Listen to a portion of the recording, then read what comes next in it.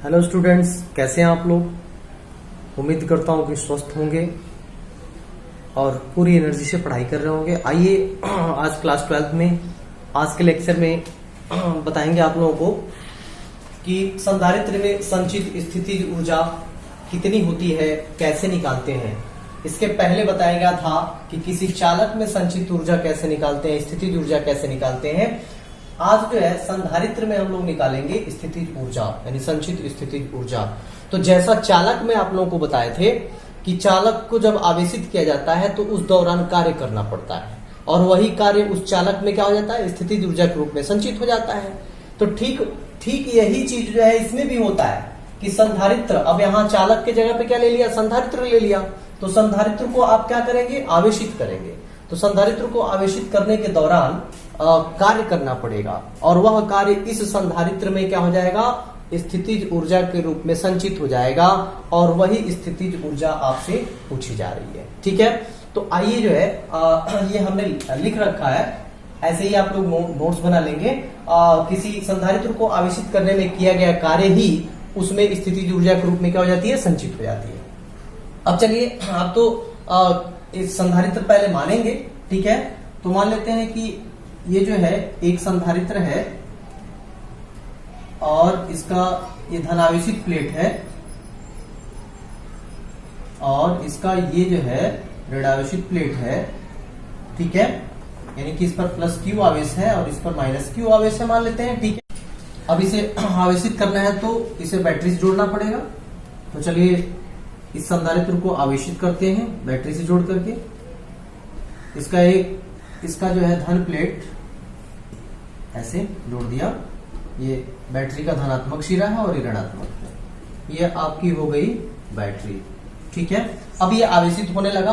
ठीक है, चलिए अब इसके लिए जो है माना जाएगा कि एक संधारित्र है जिसकी धारिता क्या है, C है। ठीक है, और किसी क्षण विशेष पर, जैसे मान लीजिए कि बैटरी आवेशित करने लगी इसको, तो किसी क्षण पर इस पर आवेश कितना आ गया, Q डैश आ गया, ये मान लिया गया। ठीक है, ये बैटरी आवेशित कर रही है, किसी क्षण जो है इस पर आवेश कितना आ गया, संधारित्र पर Q डैश आवेश आ गया। ठीक है, और उस समय जिस समय Q डैश आवेश आया इस पर, उस समय दोनों प्लेट के बीच विभवांतर कितना था, V डैश था, ये मान लिया गया। ठीक है भाई, जाहिर सी बात है कि बैटरी आवेशित करेगी तो इस पर कुछ ना कुछ आवेश आएगा ना, हर क्षण पे बदलेगा। ठीक है, तो एक क्षण, वह क्षण मान लिया गया, वह समय मान लिया गया। ठीक है ना, किसी क्षण विशेष पर Q डैश आवेश इस पर आया और उस समय दोनों प्लेटों के बीच विभवांतर कितना आया, V डैश आया। ठीक है, तो अब जो है आगे अगर लिखा जाए,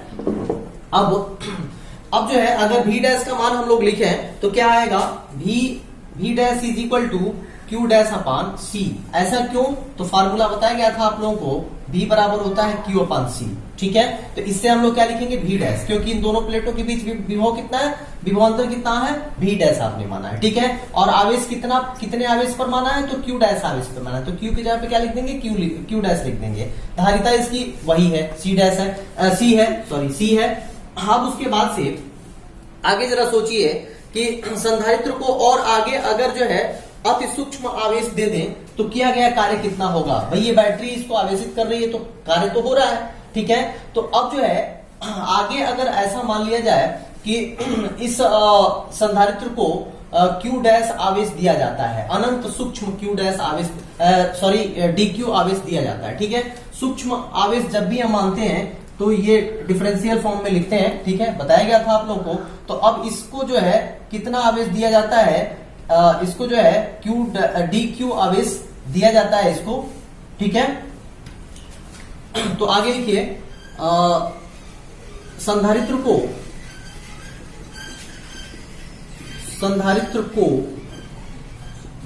अनंत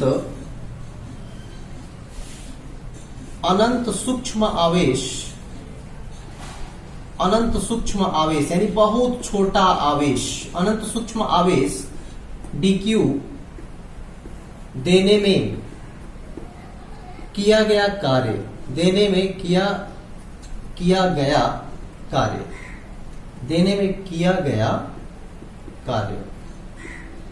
ठीक है, तो मान लीजिए कि आपने अनंत सूक्ष्म आवेश दिया, इसको आवेशित किया, तो किया गया कार्य भी छोटा होगा। तो मान लेते हैं dw है, तो dw इज इक्वल टू, आप जानते हैं कि जो है ये होता है V is equal to W upon Q, ये फार्मूला बताया गया था आप लोगों को, यानी कि विभवांतर इज इक्वल टू कार्य बटा आवेश होता है। तो अगर कार्य निकालेंगे तो विभव विभवांतर गुणे आवेश होगा।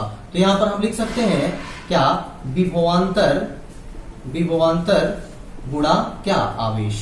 ठीक है, विभवांतर गुणा आवेश लिख सकते हैं। ठीक है, अब यहां से जो है अगर वैल्यू लिखा जाए तो dw इज इक्वल टू क्या होगा, विभवांतर कितना है, विभवांतर v डैश है, तो v डैश इंटू वो सूक्ष्म आवेश कितना आपने जो है आवेशित किया dq।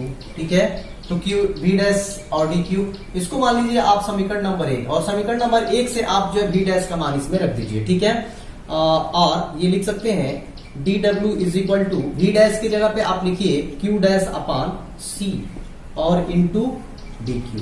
ठीक है, और कहां से ये आपने मान रखा, तो यहां जरूर लिखिए कि समीकरण 1 से। ठीक है, आपने समीकरण 1 से ये वैल्यू पुट किया। अब जो है ये तो आपने जो है संधारित्र को अनंत सूक्ष्म आवेश dq दिया आपने, तब किया गया कार्य निकला, सूक्ष्म आवेश दिया आपने। तो अगर आप जो है अब सपोज करिए कि इस संधारित्र को हम 0 से लेकर के और कहां तक आवेश दे रहे हैं, Q तक आवेश दे रहे हैं, यानी कि बहुत ज्यादा हम आवेशित कर रहे हैं। कितना आवेशित कर रहे हैं, Q तक आवेशित कर रहे हैं। ठीक है, तो अब यहां पे लिखिए अतः संधारित्र को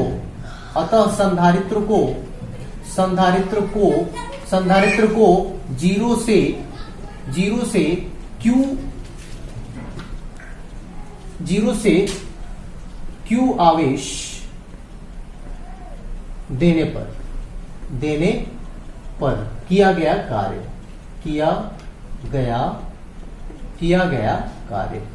ठीक है, तो मान लीजिए कि आप जो है छोटा आवेश से अब जो है ज्यादा आवेशित कर दिया आपने।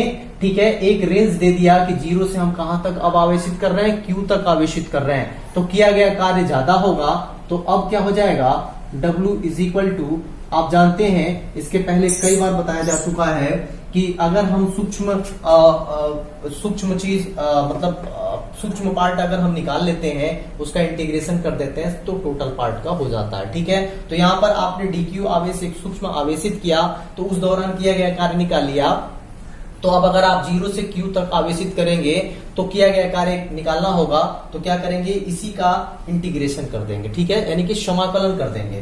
तो अब इसका समाकलन आप करेंगे तो W is equal to integration of क्या, dW। ठीक है, अब जो है आपका लिमिट क्या होना चाहिए, तो आप कहां से कहां तक आवेशित कर रहे हैं, 0 से और Q तक, यानी कि आवेशित करना शुरू किए तो उस समय आप क्या मान रहे हैं, 0, और धीरे धीरे बढ़ते कहां तक आवेशित हो गया, Q तक आवेशित हो गया।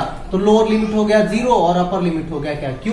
ठीक है, अब इस dq का मान रख दीजिए आप जो है समीकरण नंबर, इसको मान लीजिए 2, और रख दीजिए समीकरण 2 से मान, तो W इज इक्वल टू आता है 0 से Q, और dq का मान आप रखिए यहां से, तो Q डैश अपान क्या हो जाएगा, C और इंटू dq, और कहां से आपने मान रखा, तो समीकरण 2 से मान रखा इसका। ठीक है, और अब इसके बाद से इसका इंटीग्रेशन आपको करना है, तो आप देख सकते हैं ये C यानी कि धारिता क्या है इसकी, कांस्टेंट है। ठीक है, तो कांस्टेंट का इंटीग्रेशन नहीं होता, तो इसको बाहर निकाल दीजिए, तो 1/c बाहर निकल गया। ठीक है, तो ये 1/c बाहर आ गया, इंटीग्रेशन ऑफ 0 to Q और Q डैश dq। ठीक है, अब जो है इंटीग्रेशन करिए, इंटीग्रेशन आप लोगों को बता चुके हैं इसके पहले। जो है Q डैश का इंटीग्रेशन क्या होगा, Q डैश का स्क्वायर अपान 2 होगा।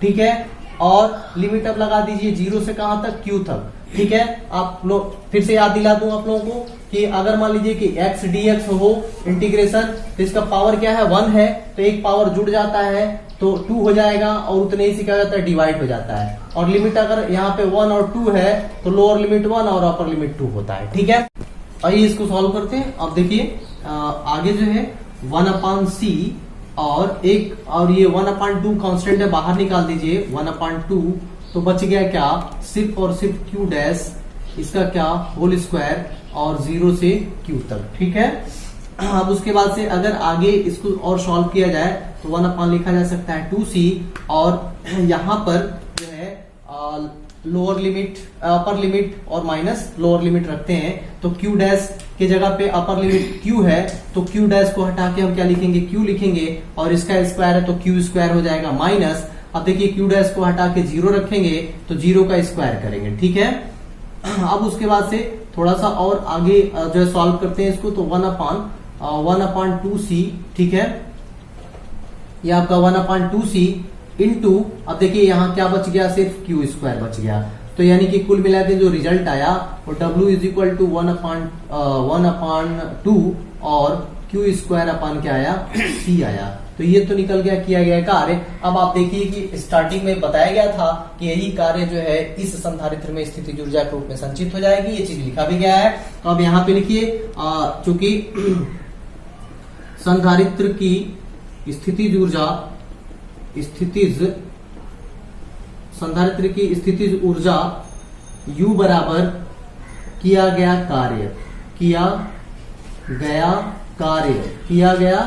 कार्य, इसको क्या मानेंगे, W। तो अब देखिए U इज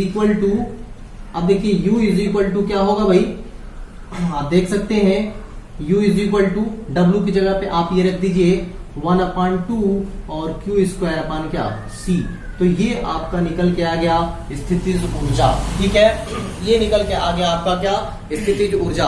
अब इसको थोड़ा सा और मॉडिफाई आप कर सकते हैं, चूंकि Q इज इक्वल टू क्या होता है, Q is equal to C भी होता है, therefore U is equal to क्या हो जाएगा भाई, ये Q की जगह पे आप रख दीजिए C भी, तो देखिए क्या निकल के आएगा, हाफ, और Q की जगह पे आपने रख दिया C भी, तो C स्क्वायर भी स्क्वायर हो जाएगा अपान C, ठीक है, एक C से ये C कट गया, तो यानी कि 1/2 और क्या आ गया, C भी स्क्वायर आ गया। तो यानी कि U बराबर ये भी फार्मूला हो सकता है C भी स्क्वायर, हाफ C भी स्क्वायर। तो अब जो है इस तरह से ये भी स्थितिज ऊर्जा का ही इसका फार्मूला है कि हाफ C भी स्क्वायर होता है। तो मुझे उम्मीद है कि ये जो है टॉपिक 100% आप लोगों को समझ में आ गया होगा। पूरी एनर्जी से पढ़ाई करिए, मेरे साथ लगे रहिए, हर टॉपिक आपका 100% क्लियर होगा, रटने की कोई जरूरत नहीं है। आज के लिए बस इतना ही, फिर नेक्स्ट वीडियो में जल्द लेके आऊंगा। ढेर सारी शुभकामनाएं, धन्यवाद।